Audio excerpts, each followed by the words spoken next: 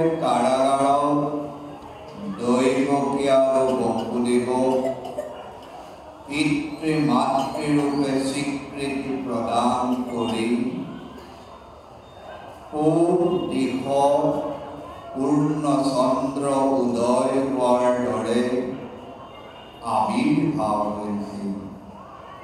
সেইজন পূৰ্ণ কৃষ্ণৰ চৰণত সশ্ৰদ্ধ দণ্ডৱত নিবেদন কৰি আমি আমাৰ শ্ৰদ্ধা নিবেদন কৰিছোঁ। এই বনগাঁও ৰংঘৰত যি গীতাপাঠ কাৰ্যৰ আয়োজন কৰিছে, এই কাৰ্যৰ স্থলীত উপৱেশন কৰি থকা আপোনালোকৰ জড় দেহসমূহক যি শক্তিয়ে চৈতন্যমন্ত কৰি ৰাখিছে, সেই চৈতন্যাত্মক শক্তিৰ আধাৰস্বৰূপ আপোনালোকক সাক্ষাৎ নৰৰূপী নাৰায়ণ জ্ঞানেৰে আমি আমাৰ শ্ৰদ্ধা নিবেদন কৰিছোঁ। বিভিন্ন শ্ৰীমদ ভাগৱত এনে এখন গ্ৰন্থ যাৰ ওপৰত বৰ্ণনা কৰিব পৰা ক্ষমতা আমাৰ একেবাৰেই নাই। আমি গীতাৰ বিষয়ত অনভিজ্ঞ বুলি ক'লেও অত্যুক্তিকৰ নহয়। তথাপিও দুৰ্যোধনে কৃষ্ণক কৈছিল, তয়া ঋষিকেশ হৃদিষ্ঠিতেন যথা নিযুক্তস্মি তথা কৰোমি। হে প্ৰভু, ইন্দ্ৰিয়ৰ নিয়ন্তা, তুমি মোৰ হৃদয়ত অৱস্থান কৰি যি কৰালা মই তাকেই কৰিলোঁ। তাত মোৰ দোষ, তাত মোৰ গুণ কোনো অধিকাৰ নাই। সেয়া সকলো তোমাৰ। এতিয়াও সকলো হিন্দু দৰ্শনে কৈছে পূৰ্ণ কৃষ্ণ ভগৱন্ত সমস্তৰে হৃদয়ত বিৰাজ হৈ আছে। গতিকে হৃদিস্থিত সেই প্ৰভুক আমি দায়িত্ব অৰ্পণ কৰিছোঁ। তেওঁ নিজে কোৱা গীতা তেওঁ নিজেই ব্যাখ্যাৰ দায়িত্ব গ্ৰহণ কৰক। সনাতন পৰম্পৰাত দুভাগ শাস্ত্ৰই বিশেষ স্থান অধিকাৰ কৰিছে। এভাগ শ্ৰীমদ ভগৱদ গীতা আৰু আন ভাগ শ্ৰীমদ ভাগৱত শাস্ত্ৰ। ভগৱানৈছ গা পানী সা গীতা। ভগৱানে কোৱাৰ কথা য'ত লিপিবদ্ধ হৈছে সেইখনক কোৱা হয় গীতা। ভগৱানৈছ লীলা কীৰ্তনম ভাগৱতম। য'ত ভগৱানৰ গুণানুকীৰ্তন সন্নিৱিষ্ট হৈ আছে সেইখনক কোৱা হয় শ্ৰীমদ ভাগৱত। এখন ভগৱানে কোৱা কথা আৰু আনখন ভগৱানৰ গুণানুকীৰ্তন সংযুক্ত হৈ থকা শাস্ত্ৰ। এই দুইভাগ গীতাৰ ভিতৰত, দুইভাগ শাস্ত্ৰৰ ভিতৰত আজি আমি আলোচনাৰ বিষয়লৈ আনিছোঁ শ্ৰীমদ ভগৱদ গীতা। এই গীতাখন কোনে কৈছিল বুলি যদি প্ৰশ্ন আহে তেতিয়া আমি কম, যা স্বয়ং পদ্মনাভৈঃ মুখপদ্মাৎ বিনিশ্চিত। যিখন শাস্ত্ৰ স্বয়ং পদ্মনাভ কৃষ্ণদেৱৰ মুখপদ্মৰ পৰা প্ৰকাশান্বিত হৈছিল। গতিকে পূৰ্ণব্ৰহ্ম কৃষ্ণৰ মুখৰ শাস্ত্ৰৰ বাণী আমি সামান্য মনুষ্যই কি ব্যাখ্যা কৰিম? এই শাস্ত্ৰভাগকে ব্যাসদেৱে মহাভাৰতৰ ভিতৰত লিপিবদ্ধ কৰিলে আৰু তেতিয়াই আমি মহাভাৰতৰ মাজত এই গীতাক পোৱাৰ সৌভাগ্য ঘটিল। এই গীতাখনত 18টা অধ্যায় আছে, 700টা শ্লোক আছে আৰু 3টা শতক আছে। প্ৰথমটো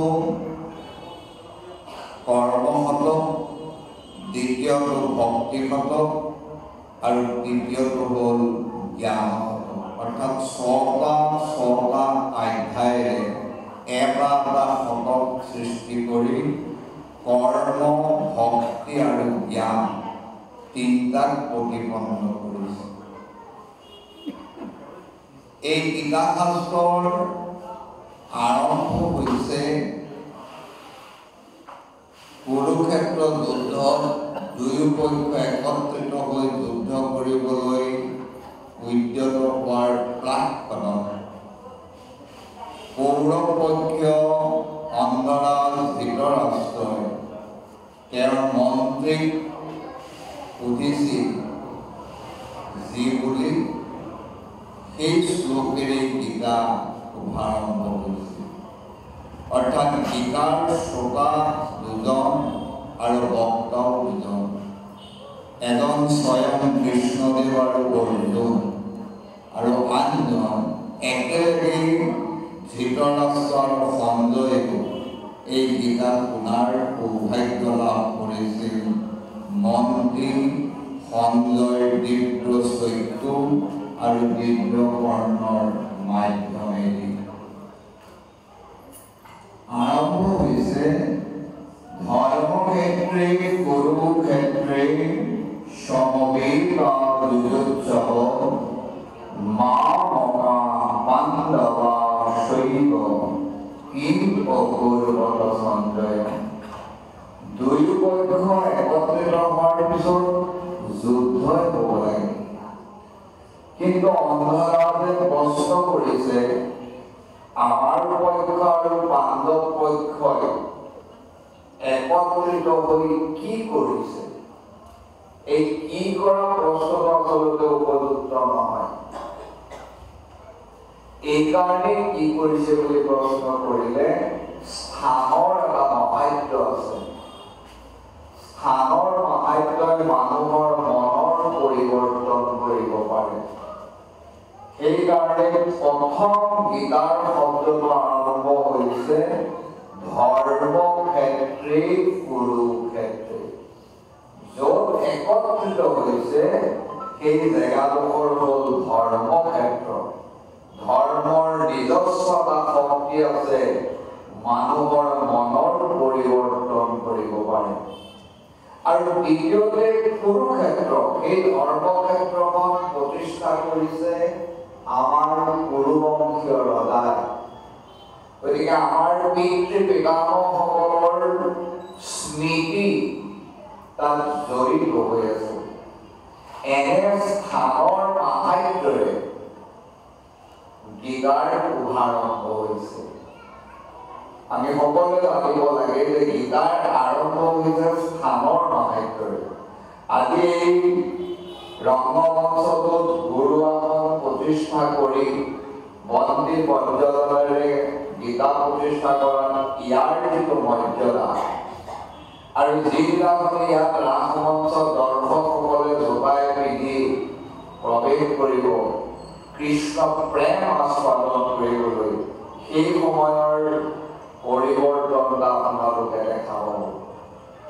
তাতো স্থানৰ মাহাত্ম্যই প্ৰকাশান্বিত হ'ব। ইয়াৰ পিছত আমি এটা কথা দেখো, দুৰ্যোধন এজন অহংকাৰী ৰজা বুলি সকলোৰে জ্ঞাত হৈ আছে। কিন্তু তেনেজন দুৰ্যোধনৰ ৰজায়ো তেওঁৰ গুৰু দ্ৰোণাচাৰ্যৰ ওচৰলৈ গৈ কৈছে, অৰ্থাৎ ৰজাই নিজৰ ৰথৰ ওপৰৰ পৰাই ক'ব পাৰে কিন্তু গুৰুৰ ৰজাতকৈও শ্ৰেষ্ঠ। যদি গুৰুজন সন্তুষ্ট নাথাকে জীৱনৰ সুফল পাবলৈ আশা কৰিব নোৱাৰি। সেইকাৰণে আচাৰ্যম উপসংগম্য ৰাজা বচন অব্ৰবী। ৰজাই দ্ৰোণাচাৰ্যৰ ওচৰলৈ গৈ এই বুলি কৈছে কি অপৰ্যাপ্তম পৰ্যাপ্তম দুটা শব্দ প্ৰয়োগ কৰিছে। আমাৰ সেনা অপৰ্যাপ্ত 11 ঐক্যহীন, পৰ্যাপ্ততকৈও অধিক। আৰু পঞ্চপাণ্ডৱৰ 7 ঐক্যহীন, পৰ্যাপ্ত। কিন্তু ইয়াত টীকাকাৰে অৰ্থ কৰিছে আমাৰ যদিও 11 ঐক্যহীন, কিন্তু আমাৰ কাৰণে পৰ্যাপ্ত নহয়। আৰু 7 ঐক্যহীনেৰে পঞ্চপাণ্ডৱৰ কাৰণে ই অপৰ্যাপ্ত ৰূপত প্ৰকাশিত হ'ব, ওলমি যাব। কিয়? কাৰণ ভীষ্মৰ সেনাপতি হৈ পঞ্চপাণ্ডৱৰ অন্তৰতো মৰমৰ ভাৱ জাগৃত হৈ আছে আৰু কুৰুবংশৰো দায়িত্ব গ্ৰহণ কৰি আছে। দুই পক্ষীয় ভাৱ ভীষ্মৰ অন্তৰত জাগৃত হৈ আছে। গতিকে এনে ভাৱত ন পৰ্যাপ্তম অপৰ্যাপ্তম, আমাৰ সৈতে পৰ্যাপ্ত বুলি মই ভবা নাই। আৰু ভীমে অকলে কৌৰৱক শত্ৰু হিচাপে ভাবি নিজৰ পক্ষ জয় কৰিবলৈ থিয় হৈ আছে। গতিকে তেওঁলোকৰ সৈন্য সমান্ত আমাতকৈ পৰ্যাপ্ত ৰূপত প্ৰকাশিত হৈছে। ইয়াত কম বেছিতকৈও মানসিক ভাৱৰাশিক বিশেষ গুৰুত্ব প্ৰদান কৰা দেখা যায়। আৰু প্ৰথম অধ্যায়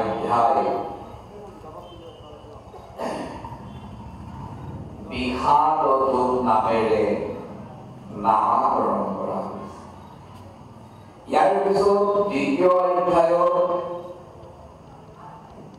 অৰ্জুনে পূৰ্ণ কৃষ্ণৰ ওচৰত গৈ কৈছিল যে তুমি মোৰ পেহীৰ পিতেক ভাই, আৰু মই চতুৰ্শৃংগ পৰ্বতত তোমাৰ সহিত ঋষিসকলে সখীত্ব সম্পৰ্ক কৰি দিছিল। এফালে সখী, আনফালে মোৰ ভাই। কিন্তু তুমি মোক ইমান সম্পৰ্ক থকাৰ পিছতো কোনো লাভৰ কথা নকলা। অৰ্থাৎ ৰক্তীয় সম্পৰ্কে আধ্যাত্মতত্ব পোৱা সম্ভৱ নহয়। গতিকে এই যে মোৰ জীৱনৰ গতিপথ মাজতে বিলুপ্ত হ'ব খুজিছে, এনে সময়ত শিষ্যস্তেহং স্বাভিমান ত্বং প্ৰপন্নম, মই তোমাৰ প্ৰপন্ন শিষ্য হৈছো। তুমি মোৰ গুৰু। মই গলে বস্ত্ৰ বান্ধি দন্তে তৃণ ধৰি তোমাৰ দাসত্ব স্বীকাৰ কৰিছো।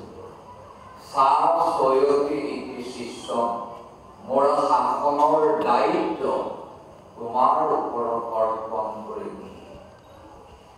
দেখে তুমি মোক গুৰু হিচাপে এতিয়া মোৰ কি কৰণীয় তাৰ জ্ঞান দিয়া। প্ৰত্যেকৰ নিজৰ কৰ্ম বেয়া হলেও, দূষিত হলেও তাক কৰাটো কৰ্তব্য। কেতিয়াও লোকৰ ধৰ্ম পালন কৰিবলৈ যোৱাটো উচিত নহয়। তুমি ক্ষত্ৰিয় যুদ্ধ কৰাটো কৰ্তব্য।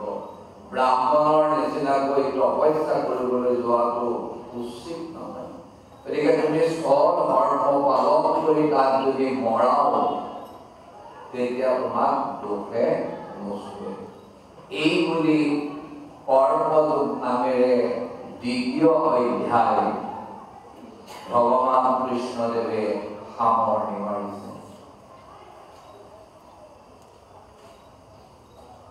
ইয়াৰ পিছত তৃতীয় অধ্যায়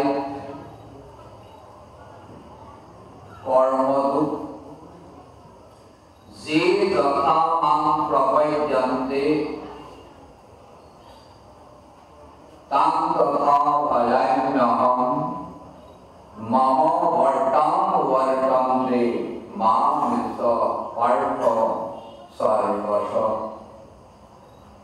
যে যথা মাং প্ৰপদ্যন্তে, যি যেনেভাৱে মোক প্ৰাৰ্থনা কৰে, তং তথৈব ভজাম্যহম, তেওঁ মই তেনেধৰণেই ভজনা কৰোঁ। মম বৰ্তাং বৰ্তন্তে মানুষ পাৰ্থ সৰ্বশ। আৰু এই মানৱে যেনেধৰণেৰে মোক আৰাধনা কৰিব তেনেধৰণেৰে ফল পাব। মই তুলনা হিচাপে ক'ব বিচাৰিম, কংসই যিভাৱে ভগৱানক ভাবিছিল তেনেকেই ভগৱানক পাইছিল। অঘাসুৰে যি ধৰণেৰে ভগৱানক ভাবিছিল সেইধৰণে অঘাসুৰে মুক্তি পাইছিল। গতিকে যি যেনেকৈ ভাবে তেনেধৰণেৰেই ফল লাভ কৰিবলৈ সক্ষম হয়। গতিকে তুমি তেনে এটা গতিৰে আগবাঢ়া, যি ধৰণেই মোক ভাবিবা তেনেধৰণেই তুমি ফল লাভ কৰিবলৈ সক্ষম হ'বা। এই ক্ষেত্ৰত কৰ্ম, অকৰ্ম আৰু বিকৰ্ম, কৰ্মবিলাকৰ তিনিটা ভাগ আছে। যিটো কৰ্ম তোমাক শাস্ত্ৰই কৰিবলৈ কৈছে সেইটো কৰ্ম। যিটো কৰ্ম শাস্ত্ৰই গছতো ভগৱান, বেদে ক'লে সৰ্বং খলীদম ব্ৰহ্ম, উপনিষদে ক'লে বাসুদেৱ সৰ্বমিতি, পুৰাণে ক'লে ইদম বিষ্ণুময়ং জগৎ, আৰু মহাপুৰুষ শংকৰদেৱে ক'লে সমস্ত ভূতত ব্যাপী আছো মই হৰি, সবাকো জানিবা তুমি বিষ্ণু বুদ্ধি কৰি। মহাপুৰুষজনে আমাক কোৱাৰ পিছতো আমাৰ মাজত এতিয়াও হিংসা দ্বেষ চলি আছে। আমি এতিয়াও গুৰুজনৰ বাক্য মানি সকলোকে ভগৱত দৰ্শন কৰিব পৰা নাই। এইদৰে সকলোতে ভগৱানৰ অস্তিত্ব গীতাৰ ৭ম অধ্যায়ত বৰ্ণনা কৰিলে কৃষ্ণই। ৮ম অধ্যায়